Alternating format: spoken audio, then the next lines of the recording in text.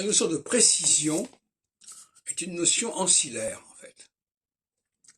C'est-à-dire que de plus en plus, il s'agira d'abord d'émettre de grandes idées, de grands principes, et ensuite on déléguera à une population, disons, en aval, on déléguera le rôle de la précision, de la dérivation, etc. De la même façon qu'on le fait en linguistique, où il y a la matrice, le radical, et puis après, il y a ces embranchements divers, les adjectifs, les conjugaisons, les déclinaisons, etc. Et donc,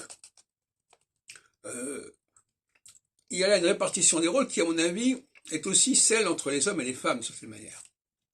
Les femmes sont dans la précision, elles sont chargées de la précision, de compléter, hein, comme quelqu'un, par exemple, qui ferait un essai, et puis il chargerait sa secrétaire de compléter, d'apporter les éléments biographiques complémentaires, etc., etc.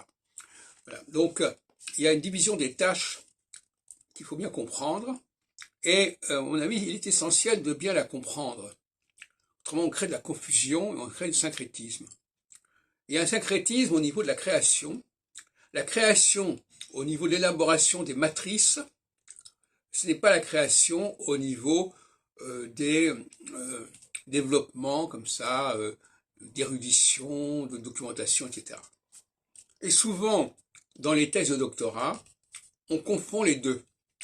On juge sur le même pied les travaux matriciels et les travaux de dérivation qui sont les travaux ancillaires.